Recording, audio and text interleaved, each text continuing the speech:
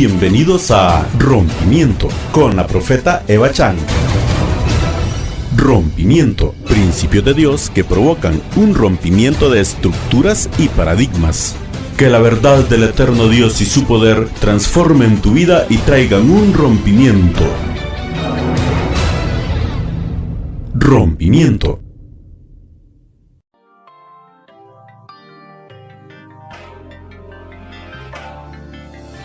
Bienvenidos a su programa Rompimiento, a través del cual estamos trayendo rompimiento de estructuras y paradigmas que te limitan a vivir en abundancia.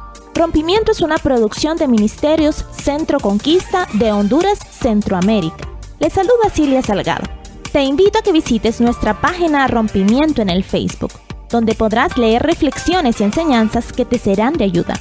Escríbenos al inbox si tienes preguntas, consultas o quieres compartir tu situación con nosotros. Puedes sintonizar el canal de nuestro ministerio Centro Conquista en YouTube, donde podrás escuchar ediciones pasadas del programa. También puedes escribirnos al correo electrónico centroconquista@gmail.com o llámanos o déjanos tu mensaje al teléfono 504-9503-4253. Queremos ayudarte. Recuerda que alguna información que aquí escucharás puede variar dependiendo del país en el que te encuentres. Los dejo con la profeta Eva Chan en su programa Rompimiento.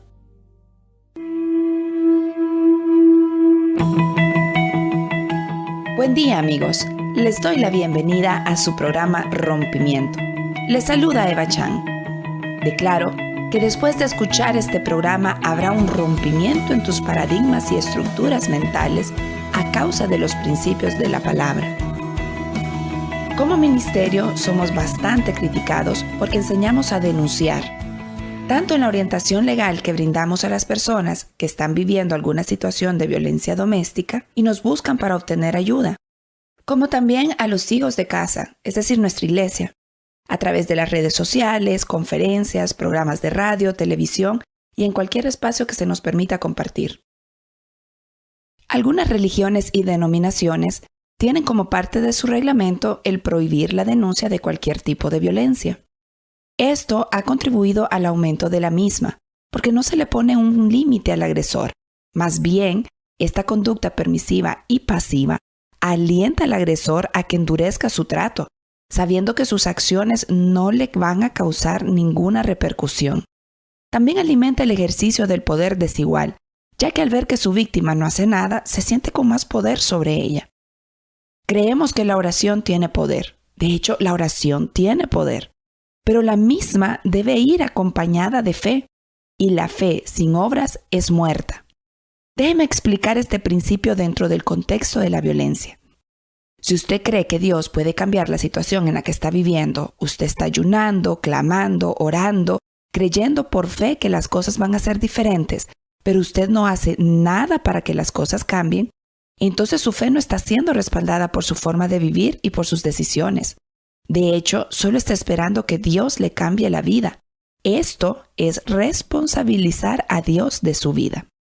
Cada persona es responsable de vivir su propia vida, sin ser carga o ser dependiente de otra. Haciendo lo que se debe.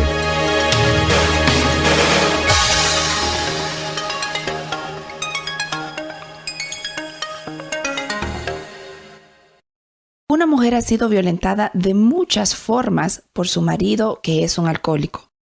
Ella es líder de una iglesia en su pueblo.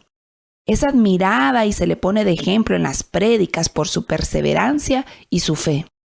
Pero realmente ella vive muy triste. Se cura las heridas de los golpes en su casa por la pena que otros la puedan mirar. Pasa con la zozobra de pensar qué va a hacer su marido cuando llegue a casa borracho. Procura tener todo como a él le gusta. Manda a los hijos que se callen, que no hagan bulla porque ya saben cómo se pone papá. Esta mujer le está dejando todo el trabajo a Dios. Responsabiliza a Dios del cambio de su esposo y mientras tanto está permitiendo que todos en su casa, incluida ella, estén siendo dañados. Ahora va a tener que orar también por las consecuencias futuras del daño que está recibiendo actualmente. Así no funciona la fe, ni tampoco la oración. Le pedimos a Dios que nos provea alimento, pero el que no trabaje, dice la Biblia, que no coma. Le pedimos a Dios que nos sane, pero el que come desordenadamente, seguro que se va a enfermar.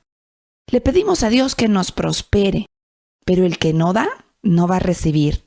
Le pedimos a Dios que nos enseñe más de Él, pero el que no lee la Biblia no va a conocerle. Le pedimos a Dios que nos proteja, pero si usted se pone frente a un carro que va a toda velocidad, seguro que lo van a atropellar. Es lo mismo.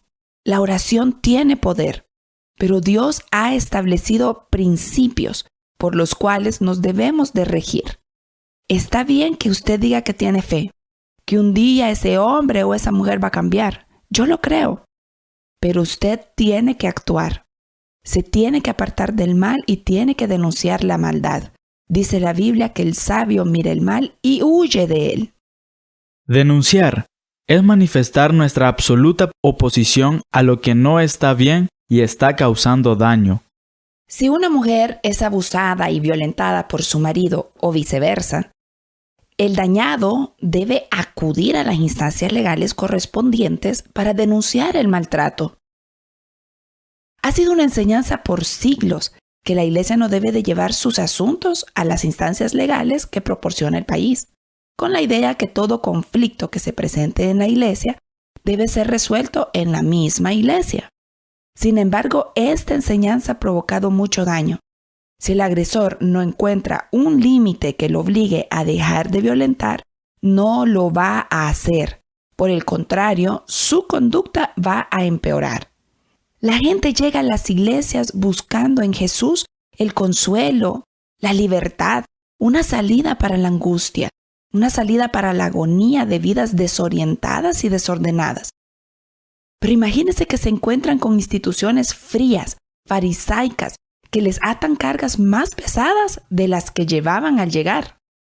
Escuchaba a una joven hablar de su situación con su pareja, y ella decía que ahora que conoce a Jesús, y lo pongo así como entre comillas, porque esta idea de Jesús no es conocerlo en realidad, pero ella decía que ahora que conoce a Jesús, su carga es menos difícil de llevar, que había comprendido que la violencia que sufre por parte de su pareja es la cruz que le toca llevar.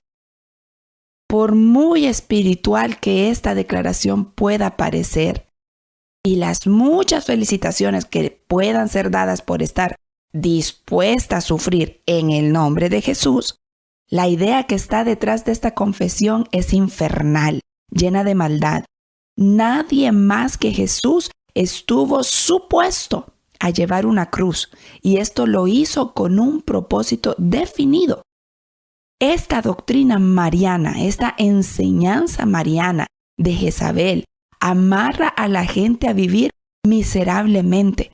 Al final, el producto de ese sufrimiento es muerte, no solo para la mujer, sino que para sus hijos también, y para sus nietos y para los hijos de sus nietos. La violencia, sobre todo la pasiva, ha sido ignorada adrede por la sociedad y la religión para mantener una condición de vida cómoda y sin complicaciones. ¿Qué es lo que la palabra del Eterno dice respecto a la denuncia? Esta pregunta es esencial para poder brindar una orientación acertada, conforme a los principios de la Biblia. El apóstol Pablo escribió los siguientes pasajes que le voy a leer en 1 Corintios, el capítulo 6, del versículo 1 al 8.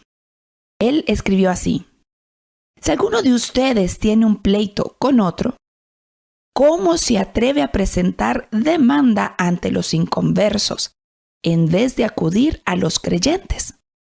¿Acaso no saben que los creyentes juzgarán al mundo? Y si ustedes han de juzgar al mundo, ¿cómo no van a ser capaces de juzgar casos insignificantes?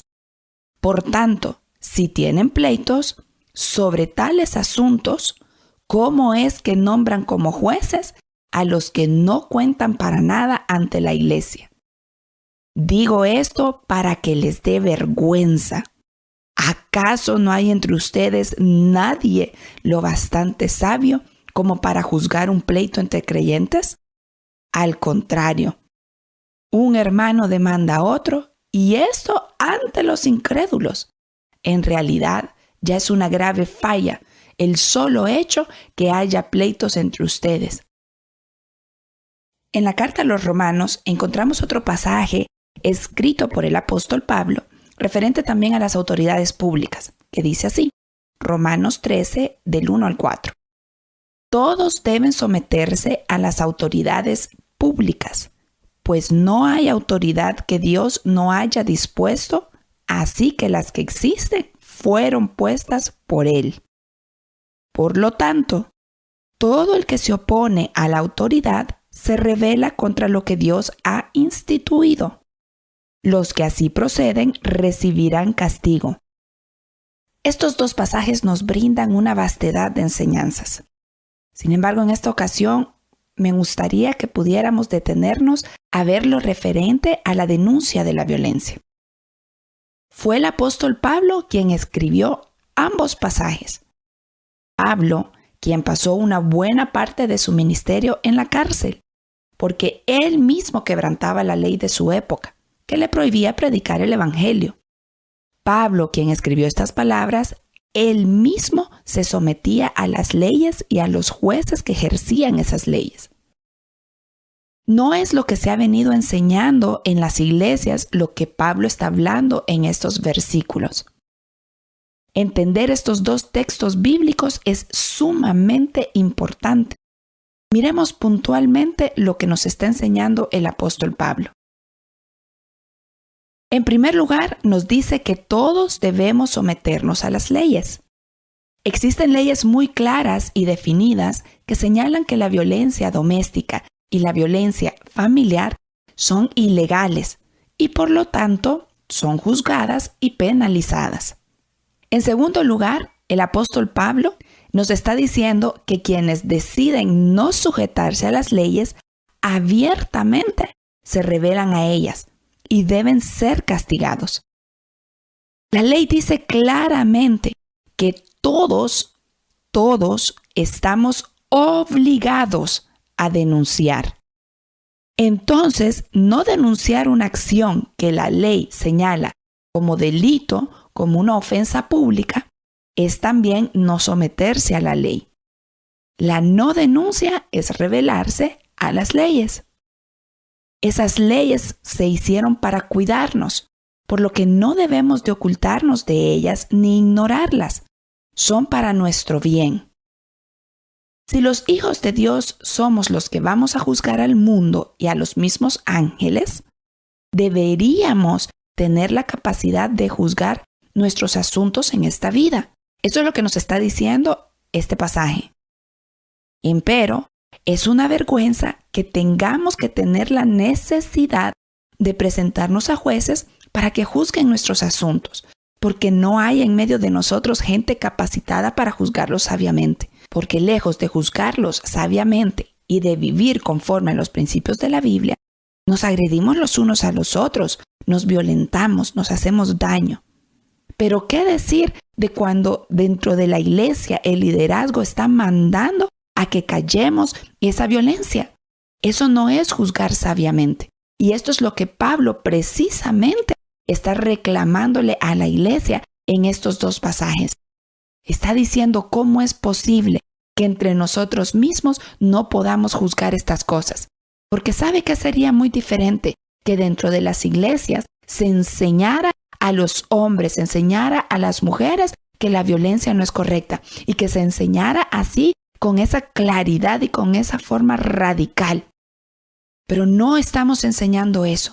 Y de paso estamos enseñando a la mujer que si eres violentada te tienes que callar la boca porque esa es la cruz que tienes que cargar y ese es el testimonio que le tienes que dar para ver si algún día tu marido cambia.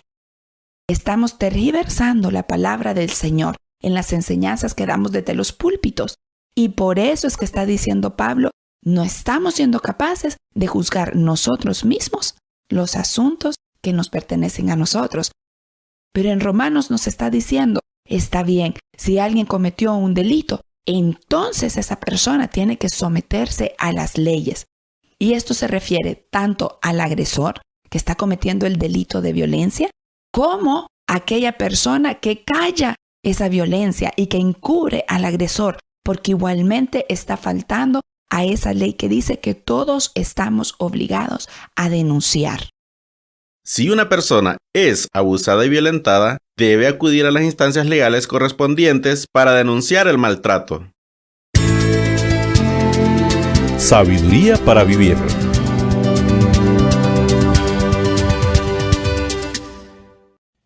Dios es un Dios de orden y de justicia. Todo lo que hacemos es una semilla que dará un fruto, bueno o malo, según lo que hayamos sembrado. Pensar que podemos sembrar cosas malas y cosechar buen fruto va en contra del principio de Dios. Dice la Biblia en Jeremías 9:24: Si alguien ha de gloriarse, que se gloríe de conocerme y de comprender que yo soy el Señor, que actúo en la tierra con amor, con derecho y con justicia, pues es lo que a mí me agrada, afirma el Señor.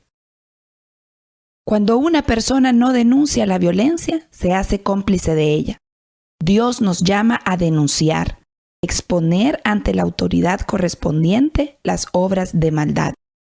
Efesios capítulo 5 también dice: vivan como hijos de luz. El fruto de la luz consiste en toda bondad, justicia y verdad, y comprueben lo que agrada al Señor. No tengan nada que ver con las obras infructuosas de la oscuridad, sino más bien denúncienlas, porque da vergüenza aún mencionar lo que los desobedientes hacen en secreto. Denunciar es un principio de Dios. El Señor nos manda enérgicamente a no ser parte, a no ser cómplices de la violencia. Nos llama a denunciar. Pero por muchos años la iglesia ha estado dormida, esperando que Dios haga todo por ellos. Debemos aprender a denunciar por principio para poner un alto a la violencia. El factor multiplicador de la violencia es el silencio, ya que en el silencio se le permite al agresor continuar con el maltrato. Mire cómo dice el pasaje que acabamos de leer. Dice: es increíble, da vergüenza aún mencionar lo que los desobedientes hacen en secreto. El freno por excelencia para un abusador es que sea expuesto, sacarlo de su secreto. En la iglesia se ha enseñado a callar, a poner la otra mejilla. Esto va en contra del principio de Dios, en contra de la justicia misma de Dios. No se olvide lo que el Señor está diciendo. Si alguien lo quiere agradar, si queremos realmente agradar al Señor, debemos conocerle, debemos comprender que Él actúa con amor, con derecho y con justicia, dice el Señor, porque Él le agrada. El amor, el derecho y la justicia. Al Señor no le gustan las cosas que se hacen en secreto. Al Señor no le gusta, da vergüenza, dice aún mencionar lo que los desobedientes hacen en secreto. Y si usted no denuncia la violencia, usted se vuelve cómplice de esos desobedientes que quieren, por supuesto, que usted siga callado, que usted siga callada, que usted no diga nada, para ellos poder seguir haciendo las cosas que hasta ahora han venido haciendo, causándole daño a usted, a su familia y a su descendencia. La paz es fruto de la justicia. La justicia tiene que ver con el fruto de mis decisiones y acciones, con mi obediencia y con la verdad. Rompiendo la realidad para incorporar una verdad. En el programa anterior estuvimos enseñando sobre la historia de Ruth y Noemí y decíamos cómo la historia de estas dos mujeres nos permite ver el impacto que tienen nuestras decisiones en nuestra vida. Podemos hacer un contraste. Decíamos cómo Noemí y Elimelec habían tomado decisiones tan erradas y tan fuera de los principios de Dios, y esto les había traído consecuencias nefastas. Pero hoy miraremos el contraste de esa historia y miraremos el resultado de las decisiones que Ruth tomó. Ruth, siendo una mujer moabita, una mujer que no conocía al Señor, vino a tomar decisiones que hicieron que cambiara totalmente el rumbo de su vida y el rumbo de su descendencia. Muchas de nosotras venimos de familias que nos han heredado resultados tan terribles por malas decisiones que han tomado. Sin embargo, en nuestras manos está el poder cambiar nuestra historia, el poder hacer algo diferente. Y me gustaría pues que usted pudiera escuchar algunas de las cosas así muy puntuales, decisiones que Ruth tomó, que vinieron a hacerle que su vida fuera completamente diferente y a cambiar el rumbo de su descendencia, tanto así que llegó a estar dentro de la línea genealógica de nuestro precioso Señor Jesús. Una de las cosas que en primer lugar a mí me llama mucho la atención es que la Biblia no menciona mucho del pasado de Ruth. De hecho, solo sabemos que ella era una mujer moabita. Sin embargo, la Biblia sí pone un énfasis en lo que le aconteció a Ruth después de conocer a la familia de Noemí y después de tomar sus decisiones bien claras y bien radicales. Esto nos da a entender que nuestro pasado no tiene importancia cuando sabemos tomar decisiones correctas.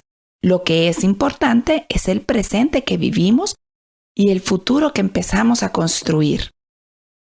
Una de las primeras cosas que podemos notar es que Ruth trajo un cambio en la vida de Noemí. El nombre de Ruth significa amiga. Y podemos ver cómo Ruth se muestra amiga y se muestra leal a esta mujer, a la madre de su marido. Ruth decide quedarse con su suegra, a pesar de que Noemí la libera de esa responsabilidad y le dice que regrese con su familia. Pero Ruth, por esa lealtad, decide quedarse con su suegra. Mire, esta es una primera característica tan preciosa pero tan poderosa en una persona, la lealtad. Y esto nos lo enseña Ruth aquí.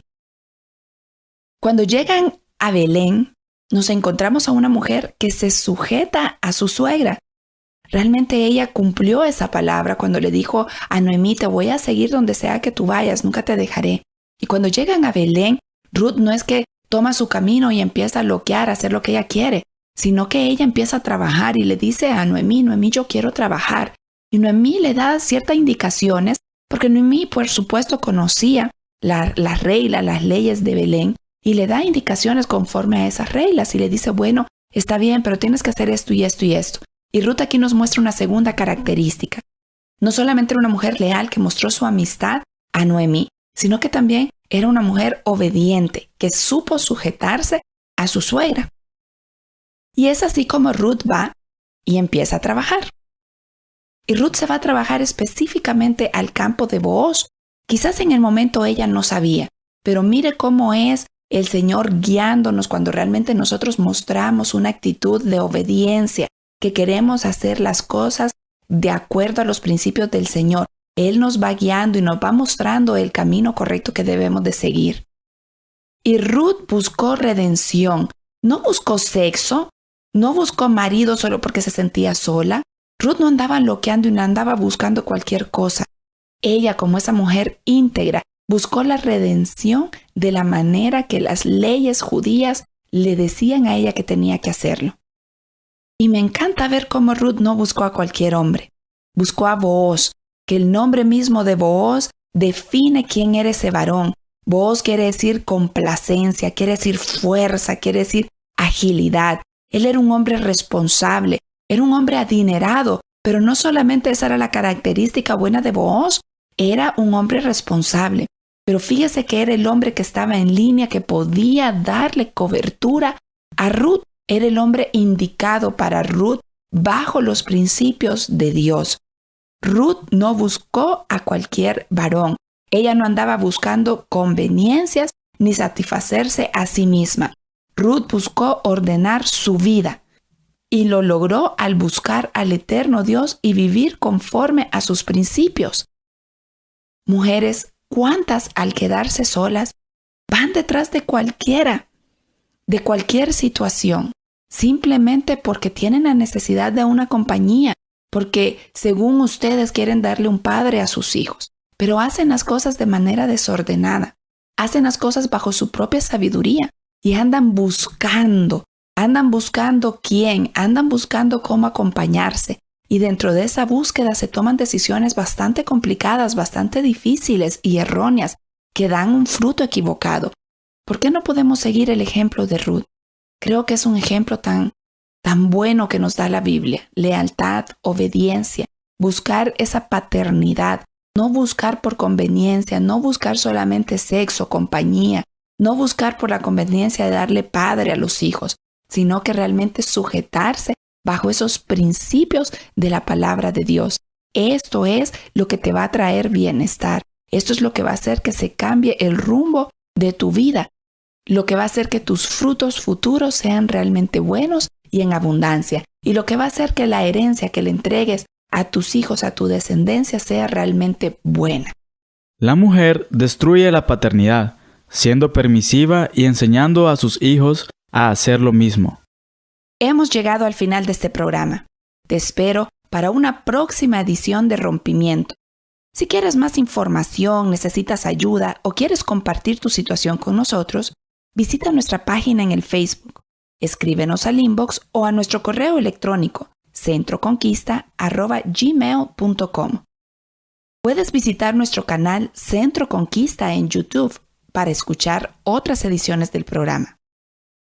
También puedes llamarnos o enviarnos tu mensaje de texto a los teléfonos 504-9641-4305 o al 504-9503-4253. Siempre habrá alguien que podrá ayudarte. Declaro que las palabras que hoy escuchaste traerán un cambio en tu forma de pensar y de vivir. Que Dios te dé sabiduría y entendimiento. Hasta la próxima. Ha sido un placer estar con ustedes hoy. Si te identificas con la palabra de hoy, si te encuentras en alguna situación de violencia, abuso a tu dignidad y tienes alguna consulta o comentario, escríbenos al respecto. Tendremos mucho gusto en ayudarte. Escríbenos a nuestro correo electrónico rompimiento@yahoo.com o visítanos en nuestra página de Facebook, Rompimiento. Esta es una producción de Ministerio Centro Conquista.